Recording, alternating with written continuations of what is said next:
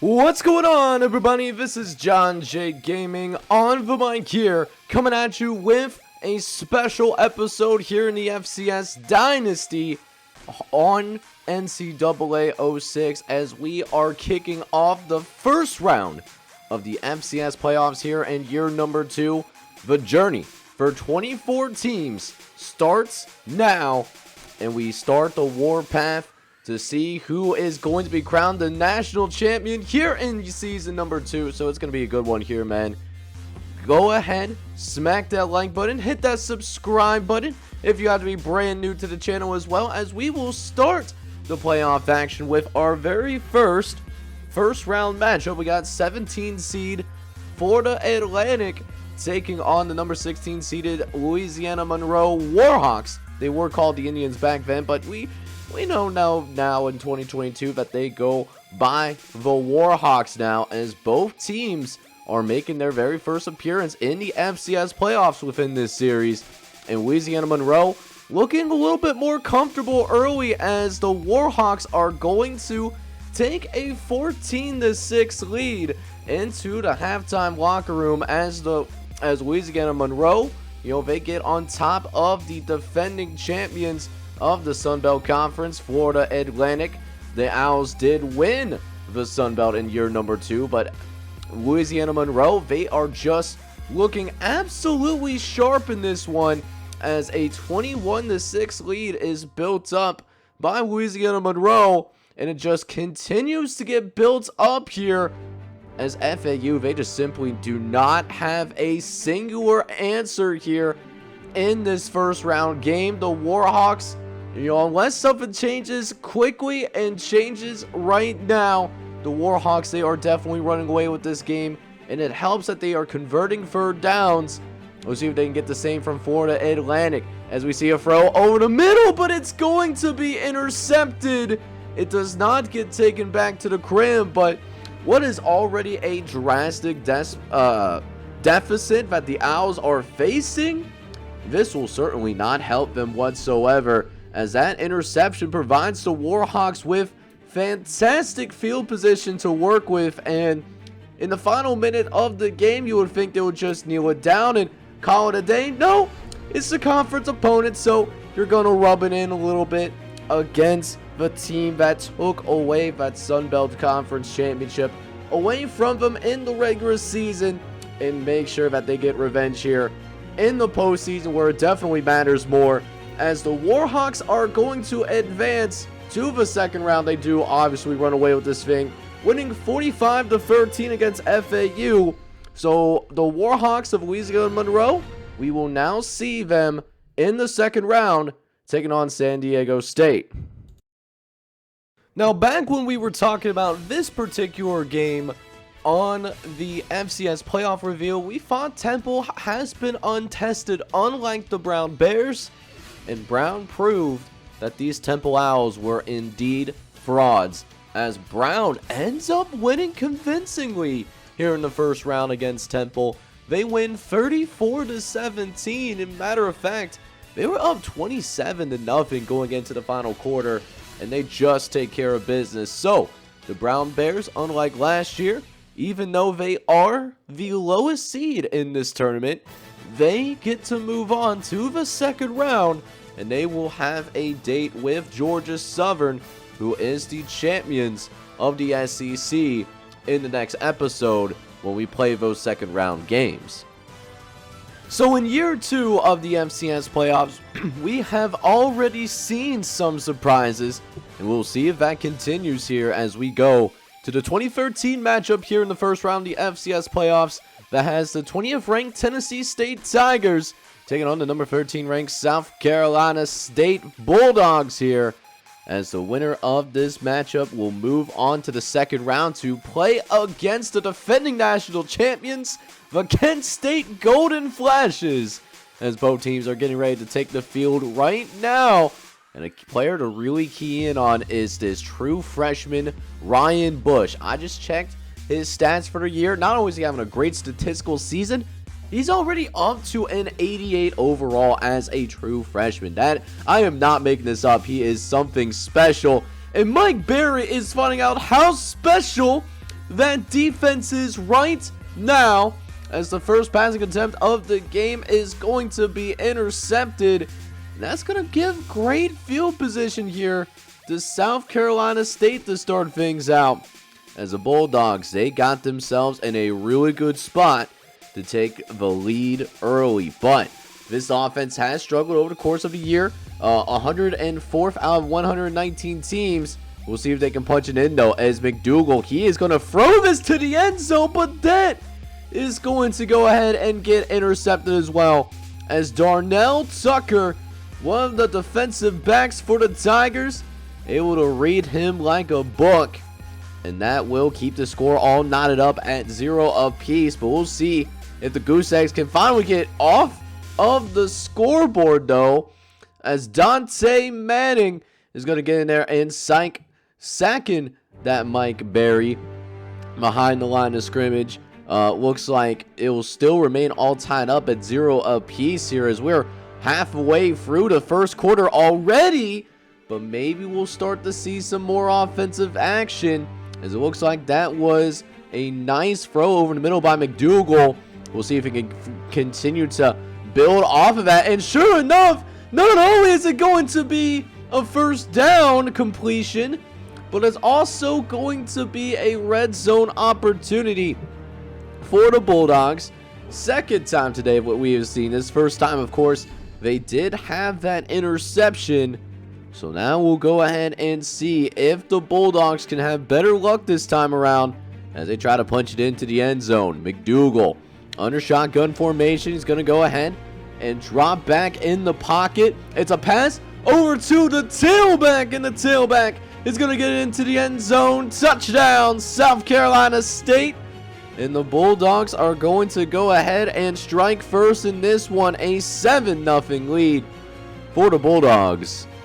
As now, Michael Berry, he's going to try to respond right back, but he's going to take a shot as that offensive line fails to hold up for him. And that is going to basically stall out the Tennessee State offense, as they have struggled through this game early on. Matter of fact, South Carolina State, they built a 10-0 lead here and could continue to get even bigger, as Justin Simon, he's going to get a little bit more involved. He is going to get an interception as well. That's his first interception of this game, trying to get it out to the tight end, but no cigar. As now South Carolina State with a golden opportunity to really put some distance between them and Tennessee State, but the Tigers defense responds right back, and another big time turnover that's going to help the Tigers stay in this game. It's been a sloppy first half so far. Both teams turning the ball over twice so far. And speaking of those turnovers, we might see another one here, and sure enough it is. Mike Berry gonna throw his 20th career interception on a throw that should have been made. I mean, if you throw on your back foot and you're kind of throwing across your body, usually does not end very well for you whatsoever, and that is certainly something that we saw right there.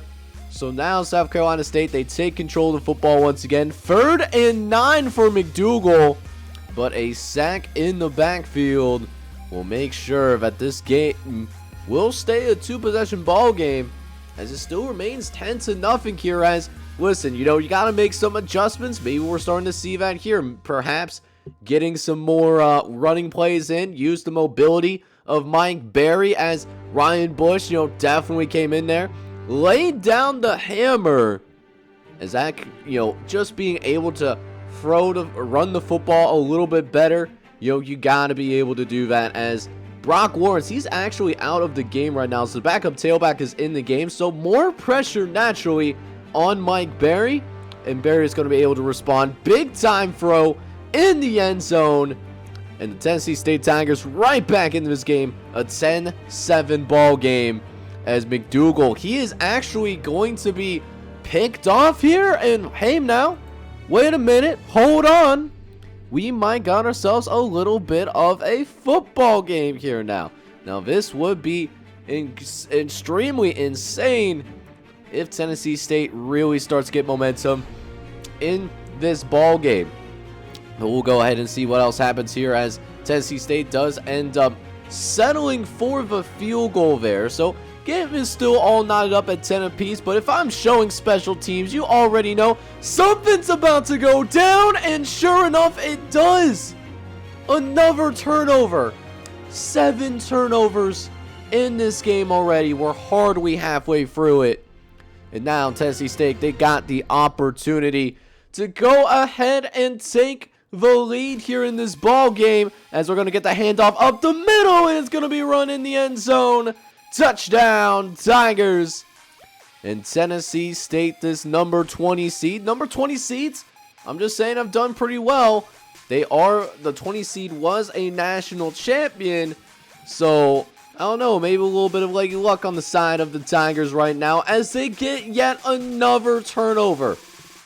South Carolina State, they are just beating themselves right now, as that is turnover number 5 in this ball game. I cannot make this up, as neither team is really pulled away in terms of offensive production.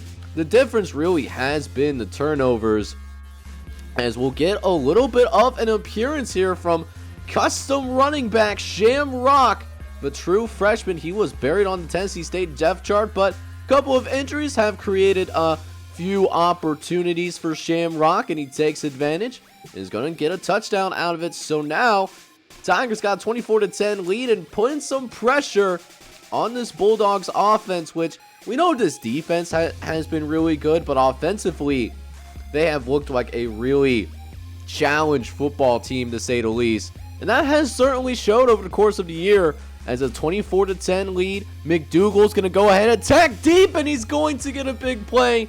Able to throw it over the shoulder of Marcellus Wallace, who was there in coverage. And that man is dancing around, just having himself a good old-fashioned time, as Marcellus Wallace cannot locate the football. And now here comes the Bulldogs of South Carolina State. Goal line situation inside the 5-yard line, and look at this hit. Oh my goodness, did Shaw just get absolutely rocked there. And it sets up 3rd and goal, where Bulldogs, they will still get into the end zone none of the less. But man, that was an absolutely incredible shot there. And now just a 1-score game here. Tennessee State up 24-17. They're actually going to pass it, and they're going to get intercepted. Oh no, not something that you're trying to do if you're trying to go ahead and run out some of this clock, man. That is a tough pill to swallow. You simply cannot be doing that right now. Not a good look, as now South Carolina State with a chance to tie this game late here. 38 seconds to play. McDougal looking to try to tie the game, but it's going to be intercepted.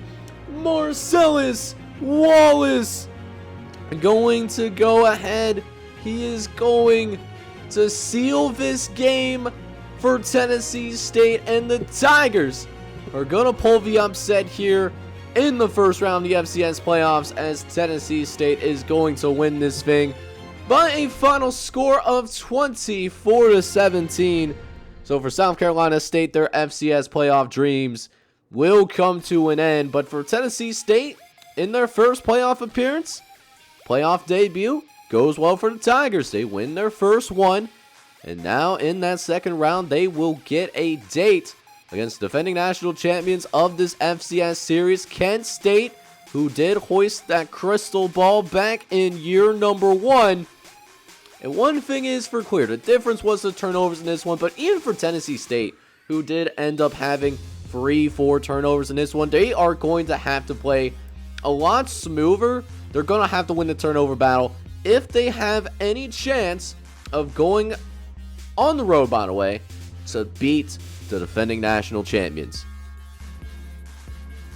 So the march to the FCS championship continues to move forward, as we now go to the 21-12 matchup that has the Eastern Michigan Eagles representing the MAC Conference taking on Southeast Missouri State representing for that Big Ten, as this is essentially a home game for Eastern Michigan, as they are, at the Motor City Bowl, which is actually in Ford Field in Detroit. So But despite being a home game from a geographical standpoint, still got a pretty even fan base for both teams, as we got an exciting matchup on tap. I'm real excited to see what Lonnie Scott can do in his first FCS playoff game. He's had a really good year in the regular season, and Coach Ty Bergian in general has done a very good job of building this program from the ground up, as early on Gwen Williams, he's going to take a shot and he's going to get it to go. Oh baby, 53-yard reception. And we are going to have some fireworks in this football game. I can already tell, as that 53-yard bomb is going to get Southeast Missouri State on the edge of the red zone here, as one-on-one coverage, Gwen Williams does a really good job of taking advantage of that, as now Williams will drop back again off the huge pass play, faces some pressure, but it don't even matter though, as he finds Lonnie Scott in the back of the end zone. Touchdown, Redhawks. In Southeast Missouri State, they will go ahead and draw first blood. And in terms of a first possession of this ball game, you cannot draw it up any better. But Brent Treadsell and company, they're not going to lie down easily. They're the national runners-up last year for a reason, and they get a big play of their own as well. And that's going to end in a touchdown for the Eagles of Eastern Michigan. So right away, they go ahead and answer the bell there. And now we're all tied at 7 apiece. Could be a track meet, so you better get your spikes out. Treadsell looking. He's got a man wide, but naked open. Who's supposed to cover that guy? I have actually no idea. But that fullback, he was able to leak where no one could cover him, and that's going to be a touchdown for the Eagles. Look at this. Nobody around him. Treadsell simply threw the ball in rhythm, and that's going to be barbecue chicken in terms of that.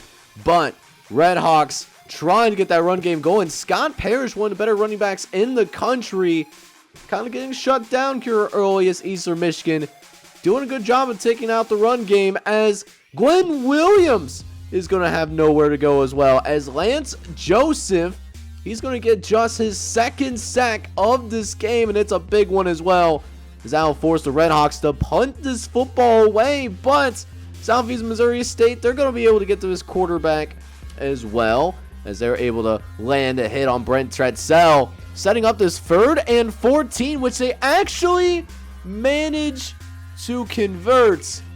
Man, that is a depressing thing to see when you get them to a 3rd and long and you can't make the play, you can't wrap them up, and that will give Eastern Michigan's drive alive. Enough for Brett Treadsell to possibly get points on the board, but instead he's going to take a really big sack there, takes him to the edge of the red zone there, and that will mean Eastern Michigan will settle for a field goal. But a 17-7 lead here with a couple minutes left to play in the first half. Williams trying to make something shake. He breaks it one tackle, throws the ball in the middle of the field, and oh my! Gwen Williams, man, able to shake off a defender and get a big-time throw downfield. That's absolutely brilliant from the impact player at quarterback.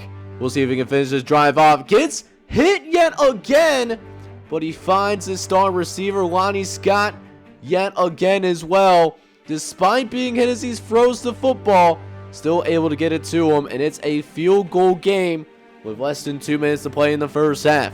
Treadsell looking to add momentum of his own here before going to the locker room. He's going to fake the handoff. He rolls to the left, fires, and gets it downfield, and it will get caught. Nice play there, but the Eagles will stall out following that play.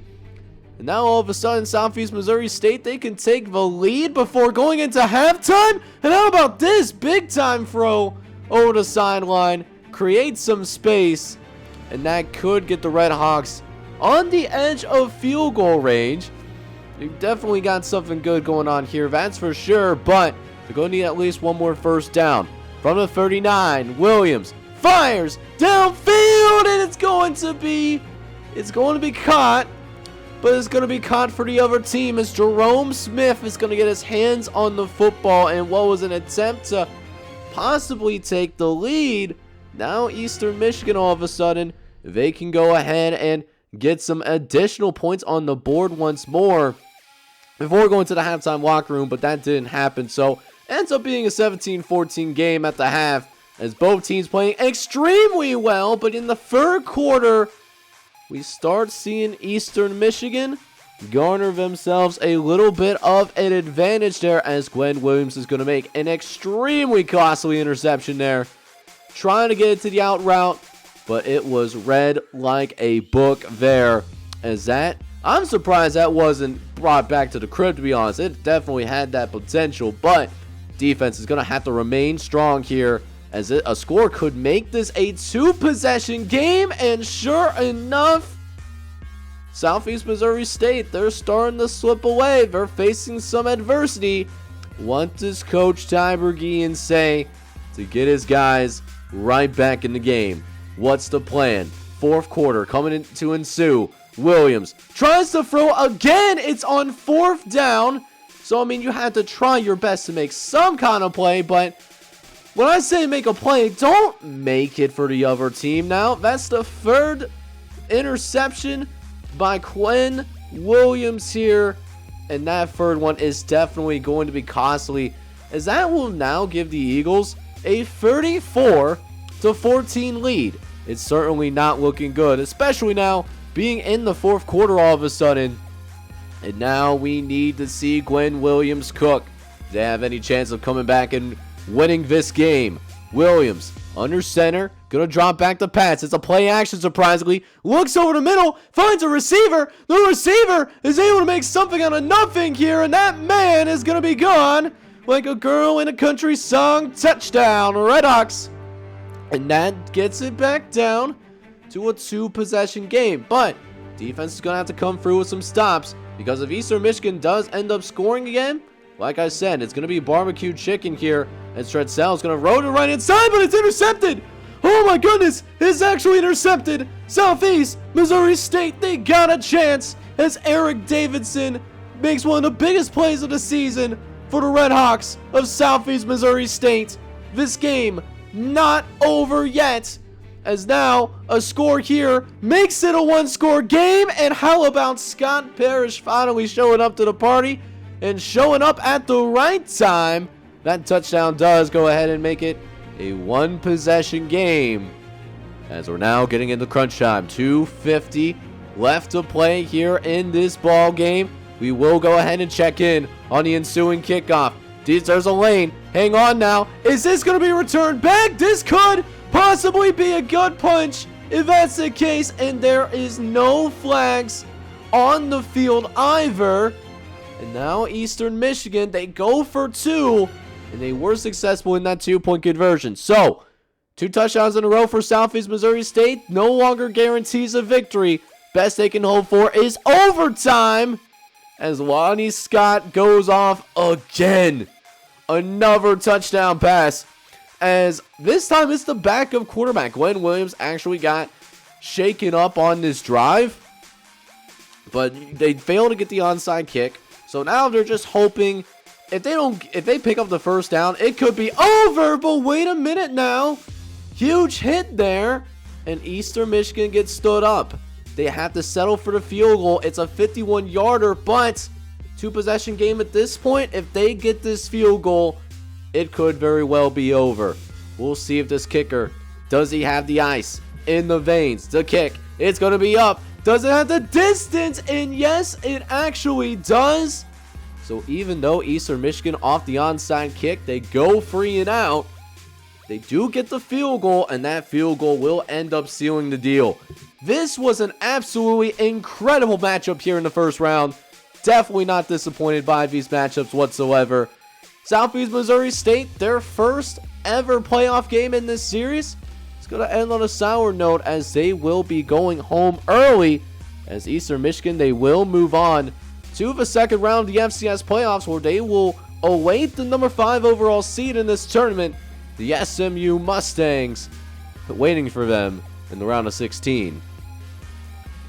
So, but we go, speaking of that MAC conference, let's check in on 2 teams that happen to be from the very same conference. They're paired up against each other here as we check in down in Independence Stadium down in Shreveport, Louisiana, as Central Michigan, representing that MAC, is going to play up against Ball State. And if I'm not mistaken, these two teams, they may be in separate divisions, but I mean, there's certainly no love lost. Wouldn't that be something if we see one of these conference teams blow the other out? You know, that would be something else. Some major bragging rights that you could hold over your conference opponent. That would be absolutely insane.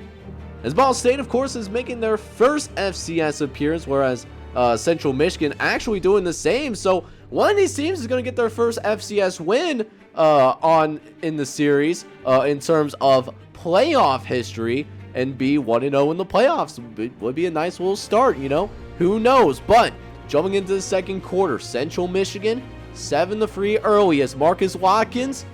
We haven't talked about Marcus Watson a lot this year, but he's a nice dual threat guy and able to get it out to his receiver. His receiver is able to use that elite speed that he's garnered, and that's going to be a touchdown for the Chippewas, as that will make it an early convincing lead for Central Michigan. It's going to make it 14-3. Ball State, who at one point they were fighting for a top 8 seed, they are definitely getting thrown in the loop there for sure, as now we see if Marcus Watkins can get himself involved in the ground game, and sure enough, we actually do. So Marcus Watkins gets a touchdown on the board, and that will go ahead and make it 21-6 in favor of the Chippewas.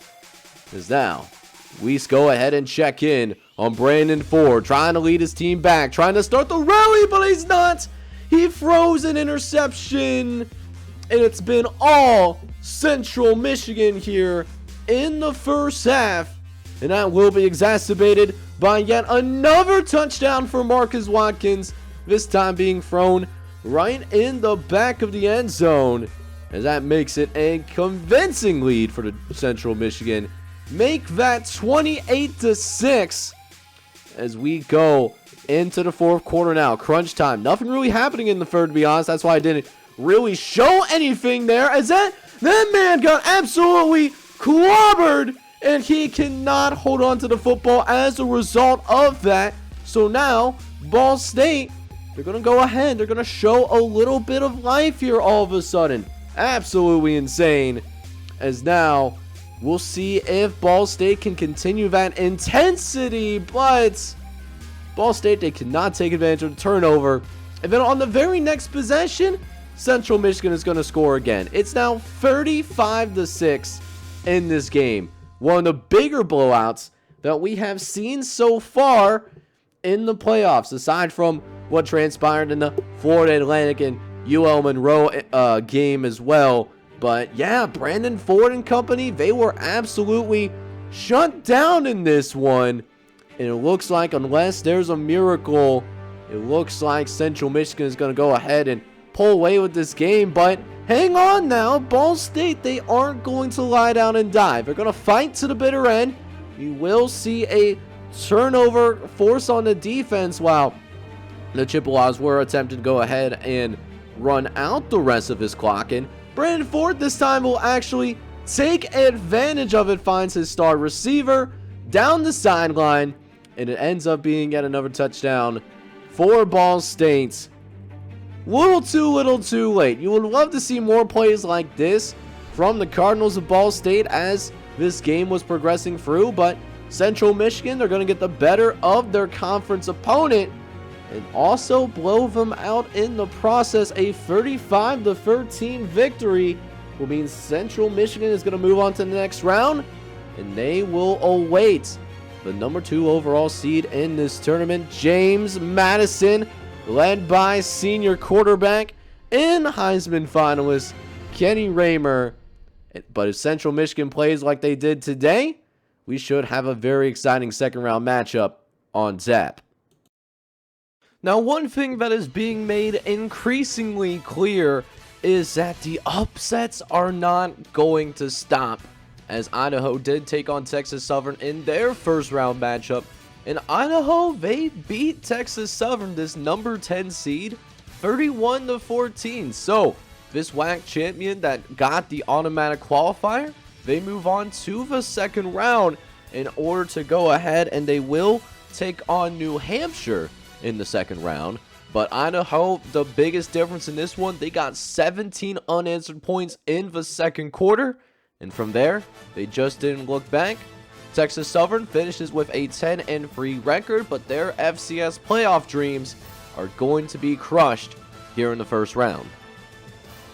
So it has certainly not been a very favorable day for the higher seeded teams in this tournament so far, and we'll see if that trend does continue, as we will now check in on the 19-14 matchup here in this FCS playoffs.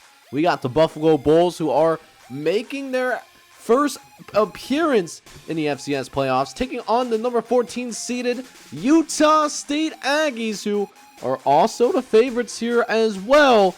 Not to mention, they were one of the teams that did make it all the way to the semifinals of the FCS playoffs last year.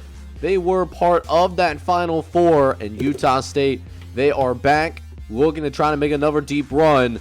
We'll see if Buffalo can have some magic here, as sure enough, no, we actually do not. Chris Logan is going to come in and make an exceptional interception as Utah State, their defense comes out right.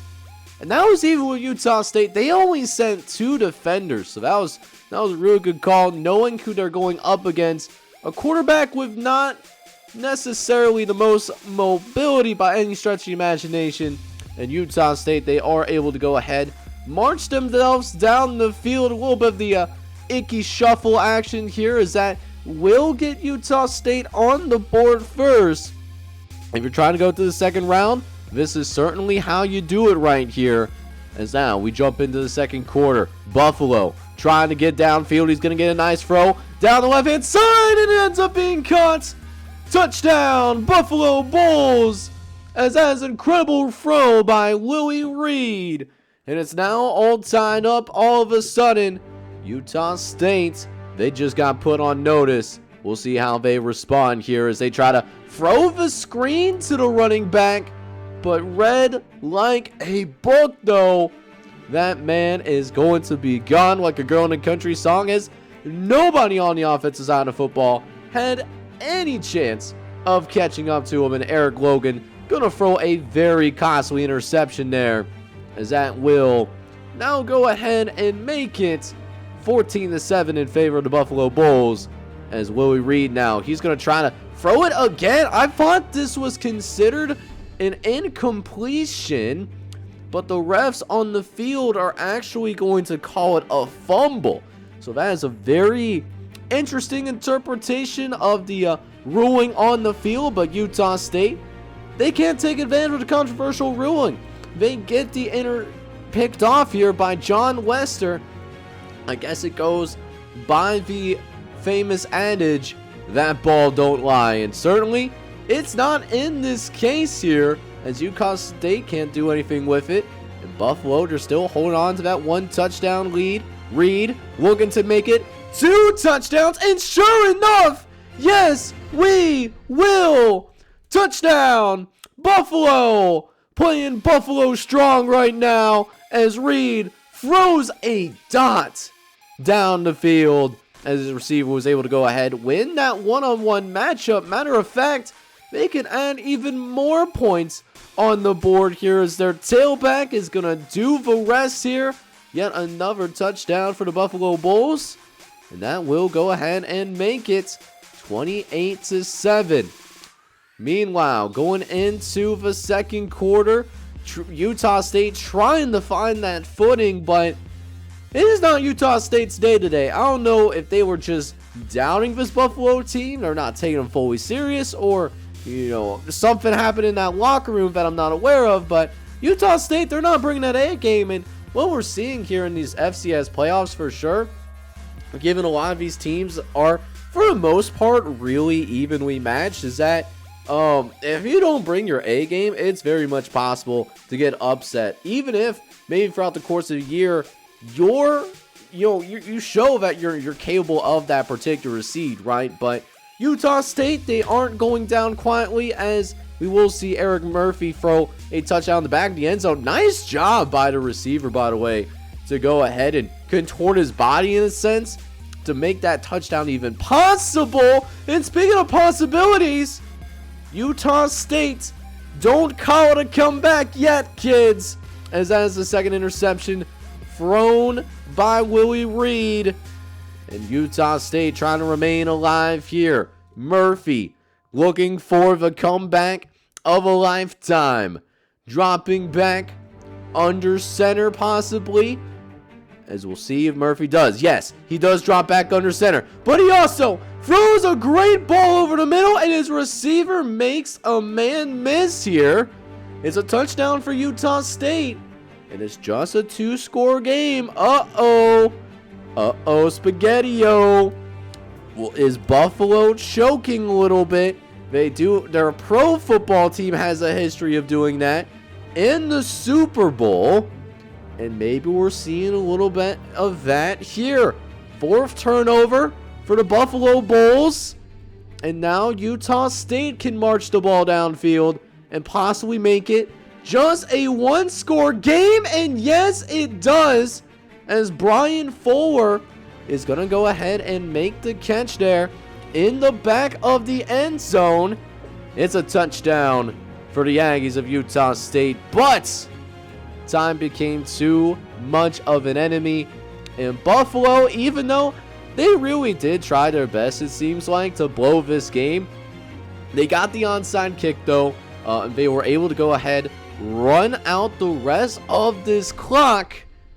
And once in the Buffalo Bulls, in their very first playoff appearance, they defeat one of the semifinalists from last year in Utah State, 35-28, and Buffalo will take on Eastern Carolina in the second round. So this now takes us to our final playoff matchup that we got going on here in round number 1, as we have the Tulane Green Wave, who garnered the final at-large bid according to this playoff committee. They will take on the number 11 seed North Dakota State Bison, who come into this thing, they're also kind of limping in a little bit. They took a pretty disappointing loss to UMass in the regular season finale. That 12th game that most FCS schools choose not to play. Most teams play 11. North Dakota State, they did choose to play 12.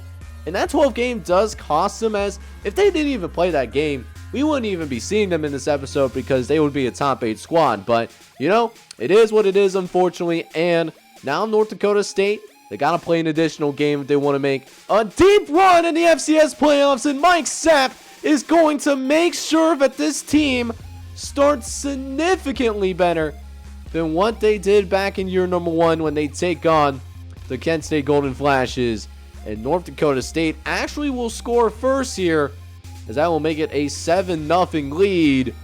As now, Nick Carter, he will drop back the pass, trying to get his guys downfield. But Brandon Duchette, the true freshman on the defensive line, he's going to go ahead. He's going to get this hit on the quarterback.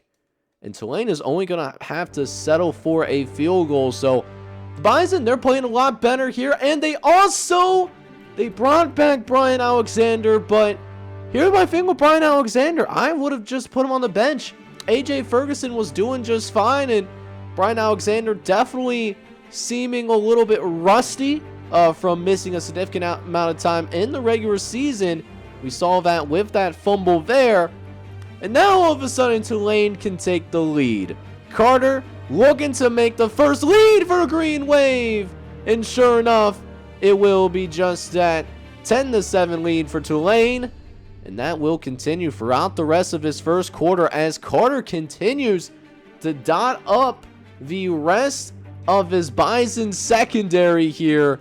A big time throw by the backup quarterback, who has his impact star, by the way. So they do think really highly of him, although Nick Carter is going to go ahead and take the sack here as we go ahead and see Mr. Carter. Tell me where we have been. We have found ourselves on the ground. So it still remains 10-7 as they missed the field goal, but North Dakota State, they just can't get out of their own way, it seems like. Like, they get into the playoffs or, like, late in the season, and we're starting to see a pattern where they just aren't themselves. I don't know if it's just the playbook that they run or what's going on, but North Dakota State should be better than this, you know? Like, you expect them to have higher expectations in this, and we just haven't seen that so far. As now Mr. Carter once again with a chance to extend this lead a little bit, and we see just that possibly. Big time throw, able to run that post pattern pretty well. At least guarantees a field goal attempt, but Tulane wants a little bit more, and they gamble a little bit too much. A little bit of a stunner step. If he would have went right away, that could have been a pick six possibly, but there was a little bit of hesitation there. Still a great play, but also feels like a little bit of a missed opportunity. Like, he was surprised that he got the football in his hands. You know, it happens sometimes. And now with 2 minutes left to play in the first half, Brian Alexander trying to make some things shake, and he finds John Oliver downfield. Now at least get the Bison out of their own goal line for the time being. As now, less than 2 minutes left to play, Brian Alexander gonna drop back once again. But this time, Jeff Leach is going to reach the quarterback, and that will stall the drive. And that will have Tulane retain this 10-7 lead. Can they build some momentum going into the second half? Carter looking over the middle, and it's going to be caught. This will also end up being one of those drives that ends up stalling out. So definitely a really close game here in the first half. But if North Dakota State can just find a way to get their offense going, North Dakota State can easily move on to the second round. But it just hasn't happened that way. They have struggled mightily once again here in the playoffs. And another turnover now puts the pressure squarely on the Bison defense. Can they hold it down? Here is Carter. Looks for the two-possession lead. He throws, and it's going to be caught. Touchdown, Tulane. 17-7 now. And the Bison are in trouble now. They're trying to remain calm, continue to run their offense. But at some point, you think that they might have to open up that passing game a little bit more. And with a quarterback that recently has returned from a long-term injury, that's going to be, a big question mark here, as it still remains 17-7. The defense, though, has been playing extremely well. That's the thing. Last year when North Dakota State was playing in this game, like, they were dominated in everything. But, the defense this time around, it's doing its thing. It's their offense that has really let them down. But wait a minute now. We got a chance here. Maybe this is what they needed, another turnover. But this turnover actually being in North Dakota State territory, we'll see if this offense can go ahead and finally get itself some points on the board right now, as that was Wilcox that was able to diagnose that play and get the interception. But North Dakota State only able to manage a field goal off of that, so it's a one-score game, but it's going to quickly, possibly, get back to being a two-score game. Nick Carter going to make a really great throw down the sideline, and he's having a phenomenal day today. That's now 280 yards of passing offense for the former backup quarterback. And now with 1 quarter left to play, Tulane just 6 minutes away from pulling the upset. Carter over the middle, and it's going to be caught almost in the end zone. They will mark him inside the 5-yard line. But Tulane looking for that absolute gut punch right now. Carter, he's going to scramble. No! He's going to throw across his body, and he finds a man in the back of the end zone. Touchdown, Tulane. Big time decision by Nick Carter, avoiding the pressure just long enough to get that pass off at the end of the day. And now 24-10 in favor of the Green Wave. Alexander needs to respond, and he needs it badly, but it gets intercepted yet again. Mike Sapp, He will go ahead and make the tackle. But oh no, this is not it whatsoever. An interception by Brian Alexander once again. I don't know if it's just, he might just not fit the system that they're trying to run on offense as much as AJ Ferguson. But Ferguson, being a younger player, he's someone that, is buried on the depth chart. I'm curious to see if they do go ahead and make that change at quarterback, because Brian Alexander, he has not been that guy necessarily, as the defense will respond yet again. That's their 4th turnover that they forced, by the way. Both teams, matter of fact, have four turnovers. It's been a little bit of a messy. It's like everybody's got some butterfingers as Laurent Montez. He didn't eat any butterfingers, and it shows. Big play down the sideline, and that could help get this offense going, but unfortunately, again, just too little too late here, as the offense throughout the game sputters.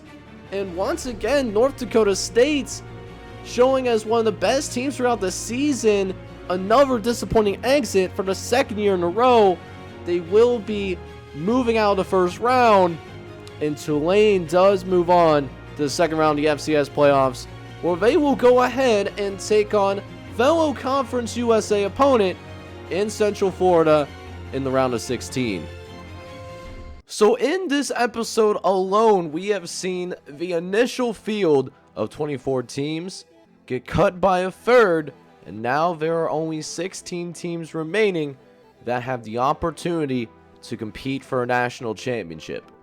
And next episode, that field gets even shorter, as next time you see this series is going to be all of the 2nd round games of the FCS playoffs, the round of 16, that will determine who goes to the quarterfinal and who will be the 8 teams remaining that will compete for a national championship. So you don't want to miss a single thing.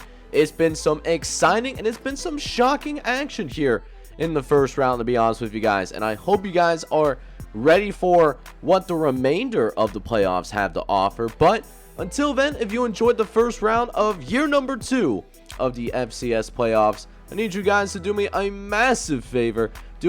Hit that like button, hit that subscribe button as well if you do happen to be brand new to the channel. This is John J Gaming on the mic, signing off, but I'm hoping you're all out there having a good one. Take care, everybody.